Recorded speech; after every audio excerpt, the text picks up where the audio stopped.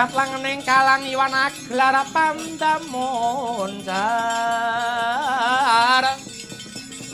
Ong tinon lir kakonang surem sorote tan padang kasor lan pajaring purnameng gegono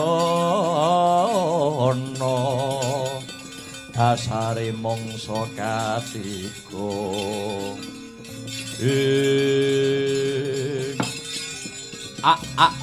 mbegegek ugek sadulita mel-melae Ndara kula Janaka Janur Gunung Kadingaren Ndara kula Janaka rawuh kanthi ambopong momongan kula Ndara Gatut enten napa Gus monggo kula aturi paring dawuh dijujuk wae ya Kakang pekaku mrene mung arep golek colok pepadang lho lah lajeng pepeteng menapa ingkang nglimputi Gus nalika perang tanding pilihan senopati ngantaraning Gatotkaca lumawan Bama Narakasura Lena kaprayitnan si Gatotkaca mlonyoh gosong geseng pasuryane mula iki usadanana ya Kakang Ndara Gatut kula aturi radi majeng lenggahipun Gus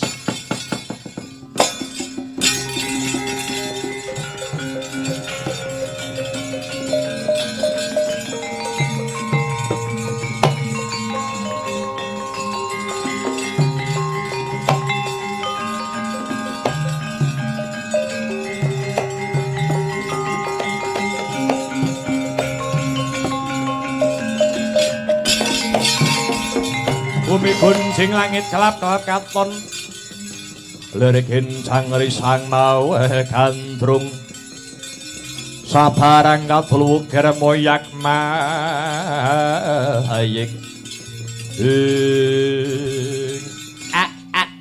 sareng kula teliti kanthi permati sing marake mlonyoh pasuryane Raden Gatotkaca niku teng pasuryane Ndara Gatut wonten cuwilan gamparan bungkul kencana yen pancen kaya mangkene enggal Tambanana Yai Tambanana si Gatotkaca sing iso nambani niku nggih sing duwe gamparan bungkul kencana niku piyambak lah banjur sapa sing duweni gamparan bungkul kencana iki Kakang saeling kula sing duwe gamparan bungkul kencana niku mboten sanes pukulun Bathara Guru ya Manikmaya mila monggo Gus Ndara kula Gatotkaca kula bopong dhateng Kayangan Suralaya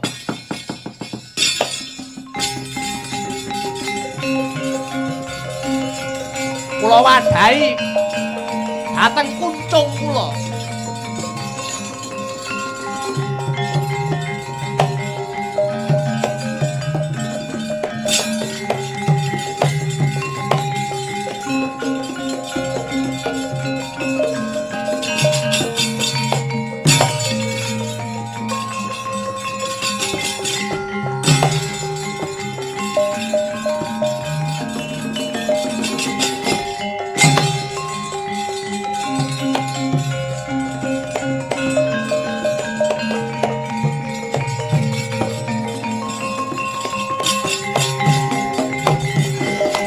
Hina sumubang iwang aruna kadinetraning anggorapuk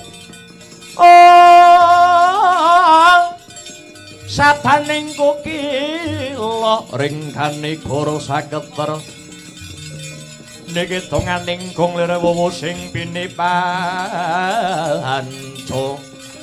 ing madeg ing Kayangan Suralaya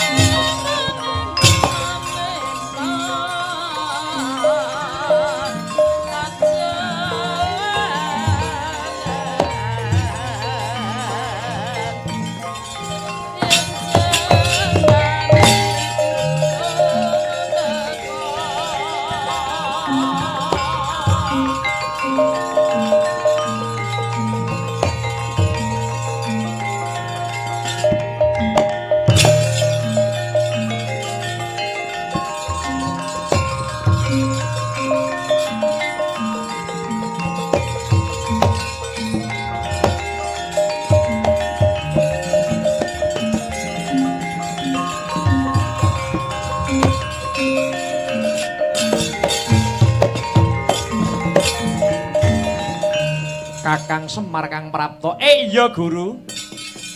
Paran wigatining sedya mara gage enggalo paring dawuh Kakang.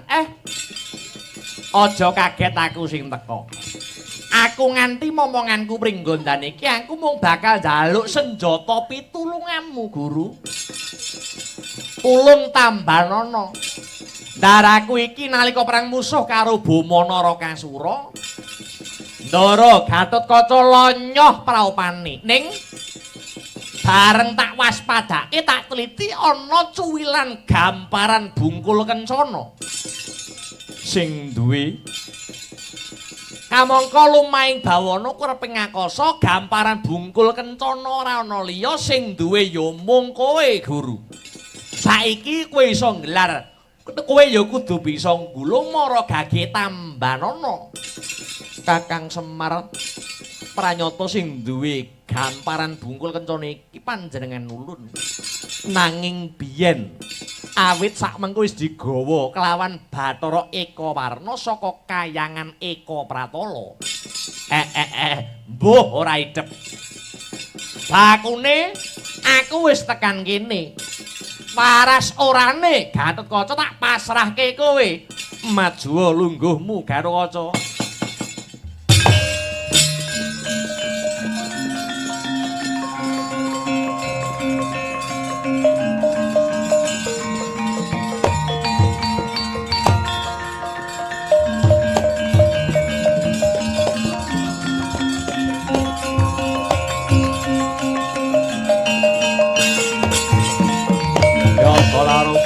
Kutha Sagara Kula yen tanhan mutusa sang Sri Gatotkaca kula wonten dawuh panten bener apa sing dadi kandhane Kakang Ismaya sira kena gamparan bungkul kencana. Lho inggih kula nyuwun pitulungan kulun sumurupa wong ki yen lara sing bisa nambani ya mung awake dhewe. Arepe dikaya ngapa lan kepiye? Gatotkaca wis kedunungan wahyu topeng maja wahyuning Senopati. Topeng maja kena gawe usadamu mara gage wening atimu. Sambaten dayaning wahyu topeng maja ya wahyuning Senopati. Minangka sarana maluyamu. Lan panjenengan ulun bakal paring lantaran kanggo srana waluya jati-jati temah nirmalamu praupanmu kang lonyoh bakal tak sungging Gatotkaca.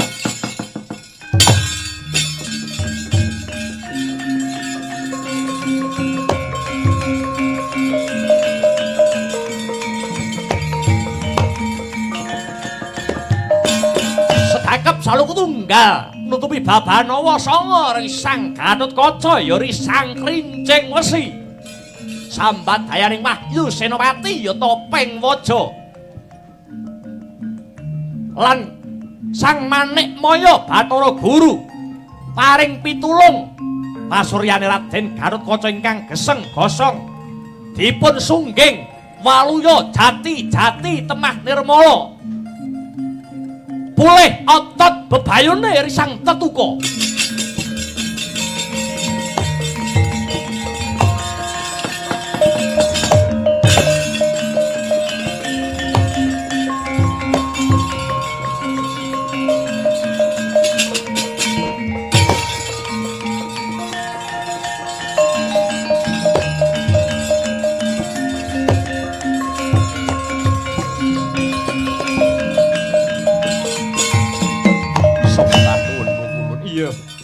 Padha-padha isih akeh ayan kita ing Ngarcapada.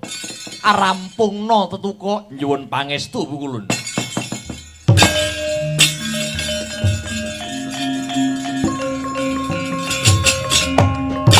Aku njaluk pamit ya Ru. Nderekke Kakang.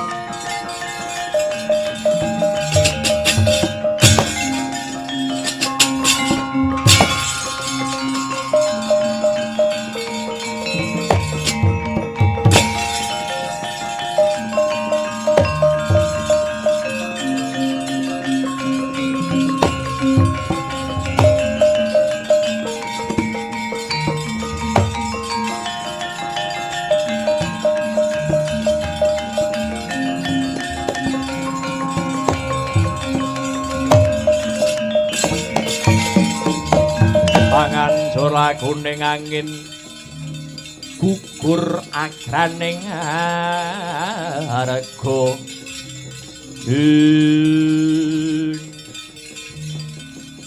isi menteles mentas meguru anyar ngejak pirang dino tak ladeni tak blengkat nyawamu kadongono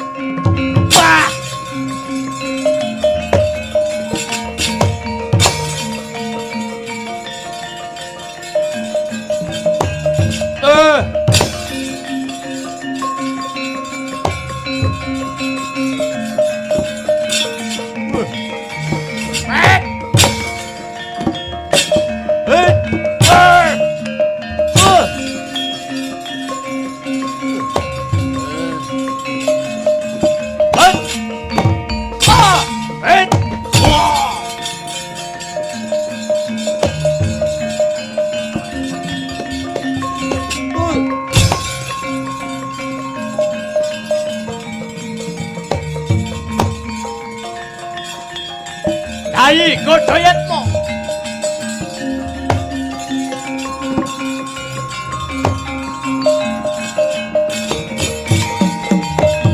piye Kakang Gatotkaca katone winong wong ing Jawata aku butuh pambantumu murih piye carane bocah Pringgondani bisa tumekeng pati majawa pisan kas aku bakal manjing ana siungmu gegeten si Gatotkaca karepen lampus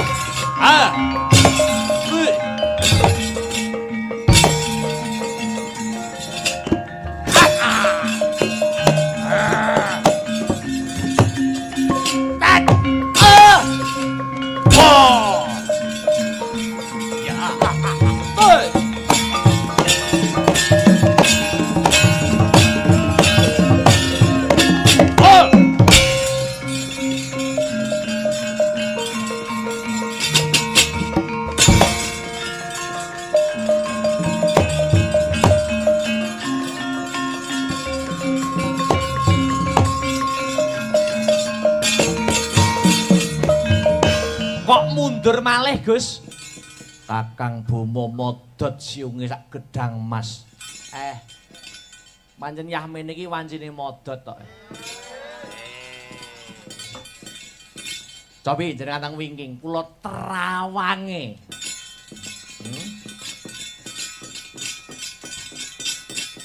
kula trawange kok Ndara Boma Narakasura kok iso modot siunge kamangka satriya bagus satriya gagah kowe iso siunge modot sak gedang emas. Kula trawange. Kowe gonjang kanjeng langit kelap-kelap katon lir genjang iri samawe gantur sabarang katulu wukir moyak maying.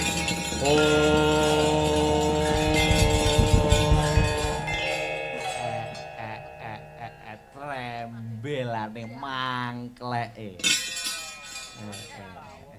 Jebul wong kuwi to. Sopo Kyai? Durung ketok.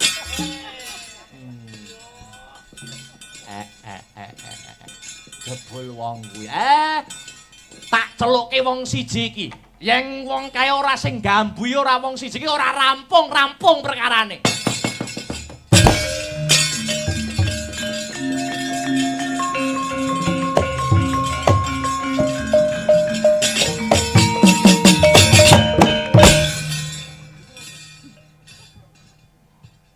Lah kok wedhus Bagong. Lah kowe apa ora nyeluk aku to, Mir? Dudu kowe sing tak maksud. Krunguku kowe nyeluk aku kok dak krungumu piye? Gong rene ning kene ana wedokan ngono. Masalah. Aja ngrusak wae. Dudu kowe sing tak goleki. Lah sapa? Bocah wong Kendali Swadaya Kundalini. Anoman sing tak goleki. Anoman sing kethek putih. Nyowan sowan taman Sinta dijak mulih? Heeh. Anoman dudu kowe. Anoman celuk saiki, celuk saiki. Ha iki. Bagong edan kok simpel men. Wong uyuh dijunjung. Ane kecer. Kecer ning udel. Edan.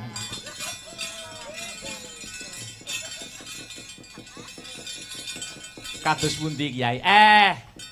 Kae-kae sawangen Boma Narakasura. Nggih, kados pundi?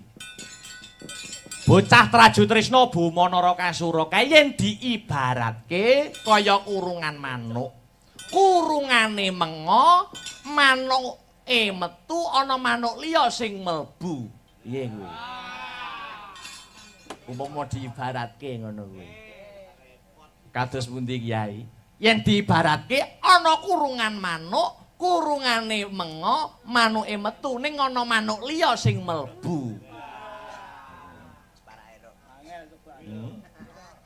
Saiki rembukan padha tuweke Anoman. Kowe umur-umuran kaya kowe saiki jek seneng dolanan gunung ora? Hah?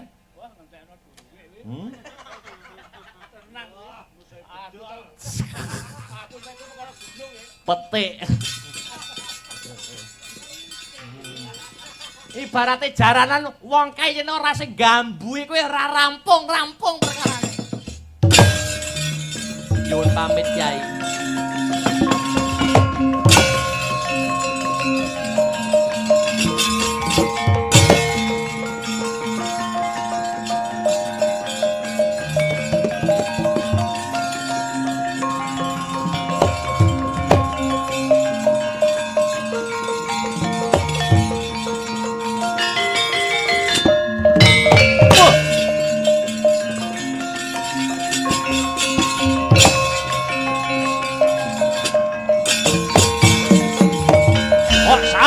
Ora entuk bantu pinantu sing ngawiti bantu pinantu ki kowe. Ayo gelem ngalih ora? Ora gelem ngalih apa kepengin tak mbruki gunung ngambah kaping pindho. Ora sudi minggat yen durung Boma Narakasura jumeneng dadi senopati agung musuhmu Anoman.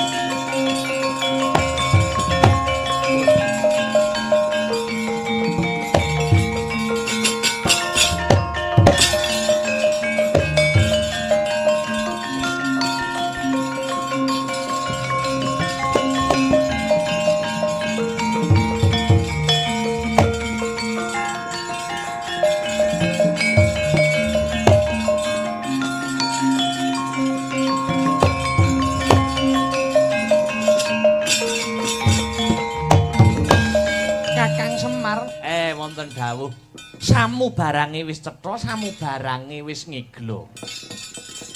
Siji pesti loro jodho telu wahyu papat derajat pangkat lima donya kuwi istinata marang Gusti kang ngakarya loka.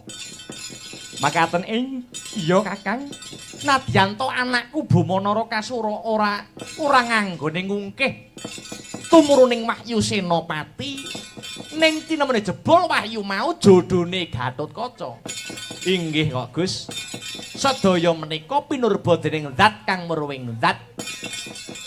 Raden Gatotkaca anggenipun kapilih jumeneng Senopati ateges lampahan Wahyu Senopati menika sampun rampung. Semar ingkang dados seksi. Mugi-mugi tumruning Wahyu Senopati andayana katentreman kalaharjan pengayoman dhateng warga bebrayan agung kang mapan wonten ing negara Ngamarta sumrambahipun ingkang mapan wonten ing desa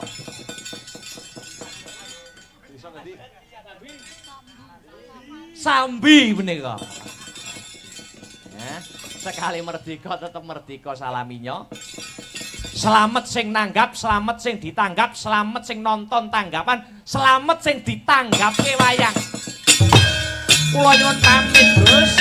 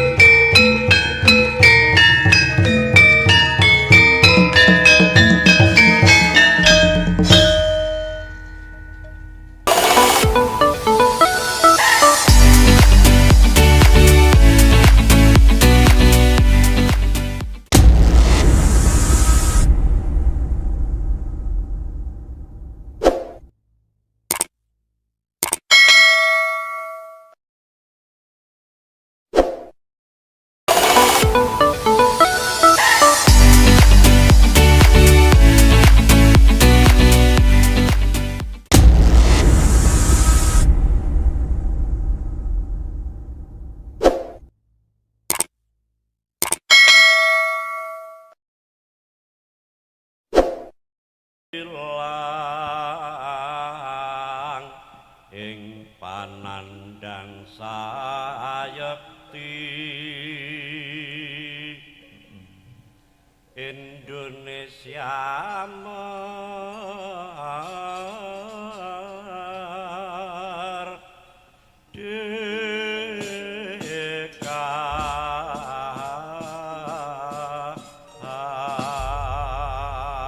merenungi pengorbanan dan perjuanganing para pahlawan. Mula nek angger malam 17-an ngono kae kaya wingi-winginane kae mesti ditirakati ben desa, setiap dusun, setiap desa iki mesti ana lek-lekan tirakatan malam 17-an. Iki nggo mengenang. Ngono ah. Wah, luar biasa. Hebat Pak Pur. Ayasane dheke ngono. Mboten. Wingi mboten tumuteng pundi ora? Alah nggih ngetutno para ibu-ibu niku Mas. Ibu-ibu PKK. Nggih perangkat Desa Sukoharjo Wakung. Nah, rampungipun menika sampun 5:30 lajeng kula napa ngebil bagian humas. Waduh Pak, ndak mengke berangkate jam kalih niku pripun? Wonten acara karawitan kalian ibu-ibu PKK. Nggih. Bar masaku Pak Pur niku wis nyuwun sewu pun pengkerawit senior teng Nganjuk kok ya isih kober-kobere napa niku kalih ibu-ibu PKK.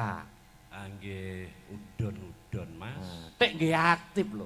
Senin PKK, Rebo PKK, Jumat PKK. Masaku kok pekekak. Kok isine kok pekekak tok lho. Niki ditibane napa Pak Pur? Pun monggo kersa dumateng kadang-kadang Wiraswarawati. Mbak Enggar. Nggih.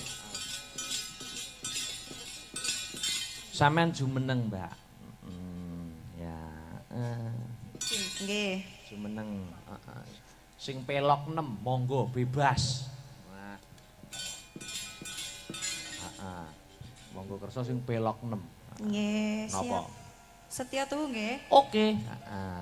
Setya tuhu. Gandeng pun dibawani langsung bukane celuk. Nggih. Setya tuhu. Mangga, Setya tuhu Mbak Enggar. Yo.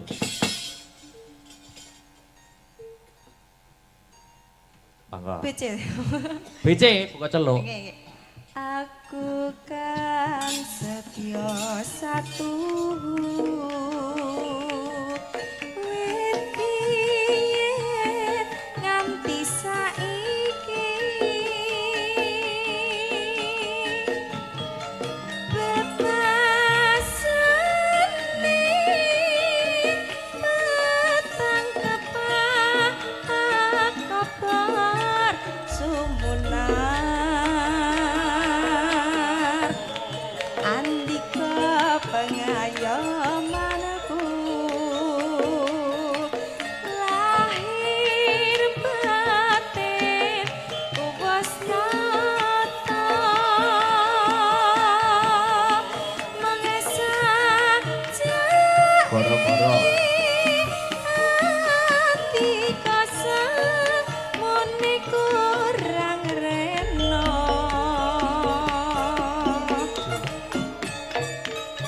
andaya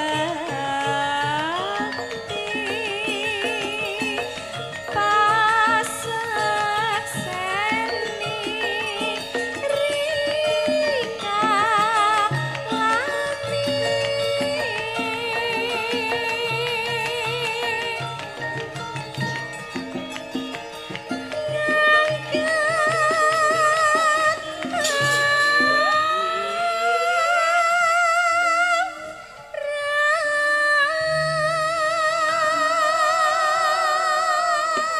Yuk.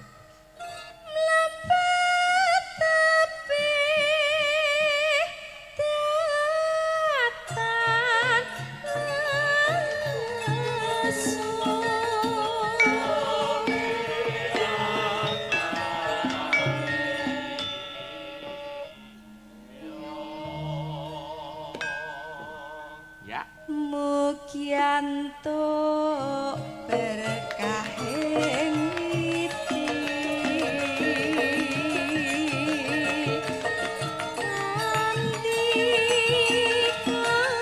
ngomong tansah limpah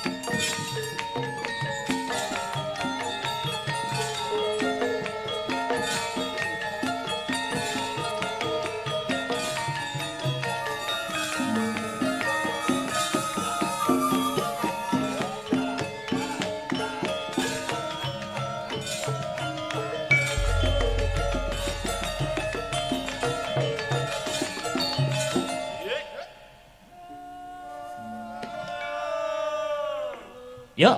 Aku kan setya satu wit biyen nganti saiki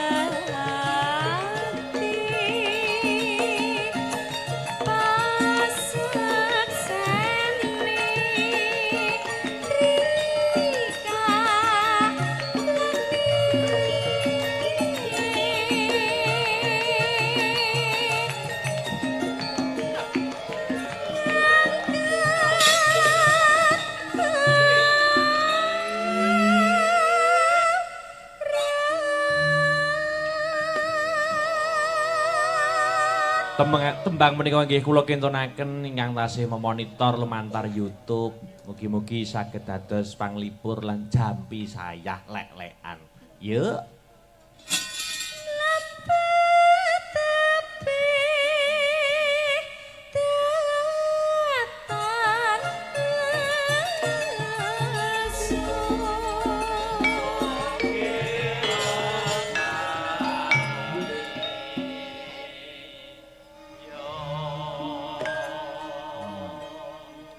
Ya. Mugi antuk berkah ing widi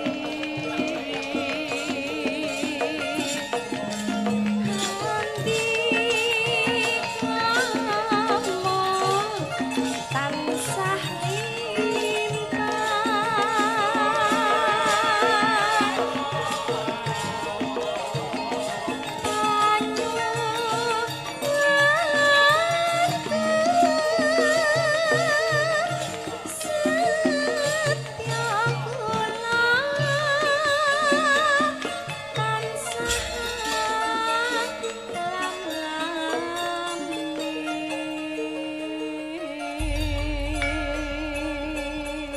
Terima kasih Mbak Enggar. Ini malam minggu ya iki ya? Inggih malam minggu. Besok berarti mboten ada jadwal mengajar. Mengajari nggih libur. Mengajar. Luar biasa. Jenenge Bhinneka Tunggal Ika anggota Asta Brata iki dengan berlatar belakangnya beda-beda. Wow. Jadi ana sing wis macem-macem. Urung iki sing nyepeng rebab mau sing Mas Aryo kuwi. Jadi Aryane loro ngene iki. Arya karo Aryo. Aku cocoke bingung. Kontak kuwi sing jenenge Aryo ana 5. Mula kuwi kuwi wah wis nek Arya sing rebab kuwi iki sregep banget tak kuwi. Ning Solo kuwi aku wis nyekseni ya. Pokoke tak critakne sing sregep-sregep tok.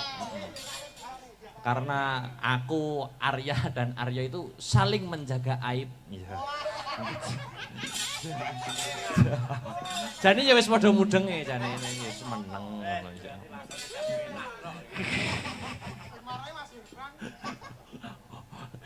Ora Mas Hirman wis pindah kos kok. Wis pindah kos. Karepene ben aku ora ngerti. Luar biasa. Ayo iki ana pamundhut mau lumantar WA saka Bojonegoro sing selalu memantau awake dhewe. Iki go memantau lewat YouTube nyuwun pepeling Slindru Songo. Pepeling.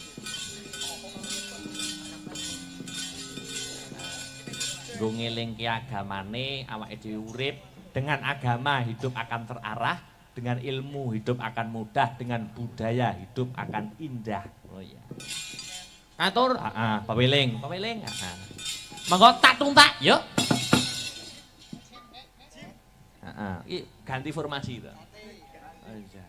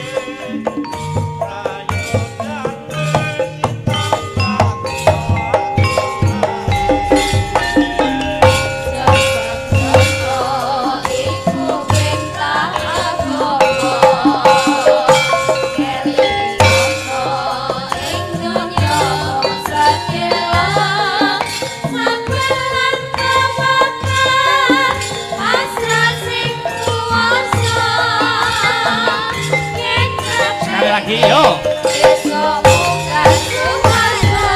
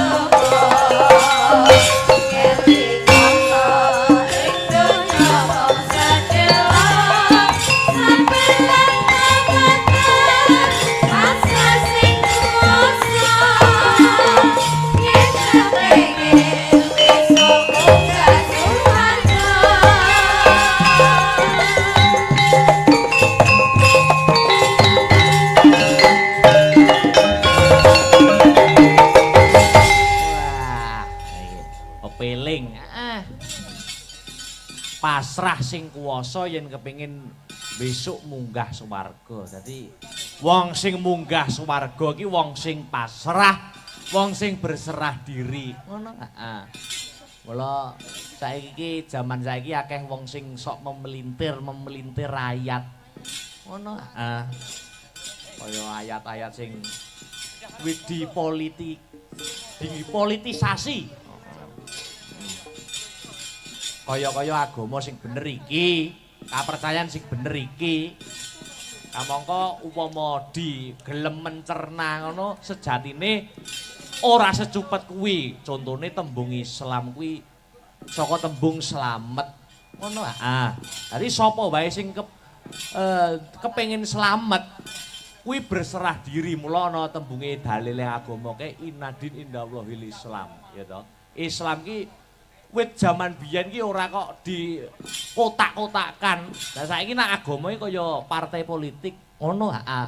Kamangka ning kono ki maknane tafsire sing bener kuwi ora ya kuwi wong sing berserah diri. Oh ngono terus heeh. Wah, luar biasa angkitan besar karya Ki Haji Anom Suroto, maestro pedalangan. Heeh. Wah, hebat. Iki aku mau entuk laporan. Warga masyarakat kang mapan ana ing Kurgan Bojonegoro wingi awake dhewe bar sowan mrana sak kanca iki bengi iki apa kuwi kok nanggap neh bengi iki. Apa iki proyektor nyetel ning kono. Bengi iki suwetel nonton bareng ning kono. Wah, luar biasa. Wingi wis sowan rono, heeh. Nah, aku ki wingi bar mayang ning kono to. Wis medun panggung. Wis medun panggung arep salin ning kamar mandi. Ya ana Prabu Hastabrata ki ora tak sebut jenenge. Cah loro omongan. Aki nguyuh lewat trek. Lah kok yo rasa-rasane aku krungu. Rasa-rasane piye? Hotel Nganjuk India to. Ora tak sebut jenenge kok ndak isin aku.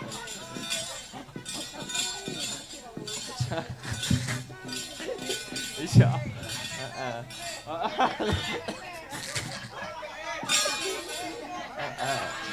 Iya. Ora tak sebut nih, udah penyebaran nama baik. Aku yang mengunjungi langsung, wait, langsung mengut. Masya Allah. Dan maksudnya ki hotel, maksudnya kancane arep teko ki maksudnya kok njaban kampus lho. Istirahat di nuduhne. Yo terakhir yo. Bareng ngadeg kecuali Bu Parsinem. Loh, wong piyayi sepuh jumeneng ndak saru no. Ayo, Dik Petrisa, Dik Niken, Dik Sinta, Mbak Enggar. Wabeh jumeneng ya. Jumeneng. Ya toh? Terus lungguh neh, yo nembang kok. Iya. Ya iki lakone dawa iki.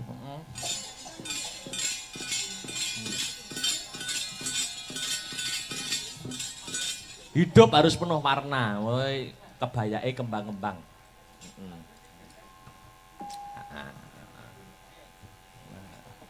Miki cukup mboten? Cukup nggih. Wah. Makasih loh Mas Denny. Lama tidak jumpa kita. Ya.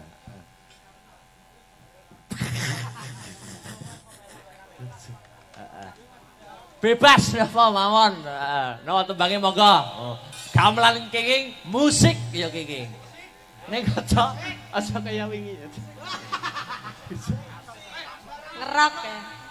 Ora wingi iso wah kebayangan nganti lakone meh ora kecandak.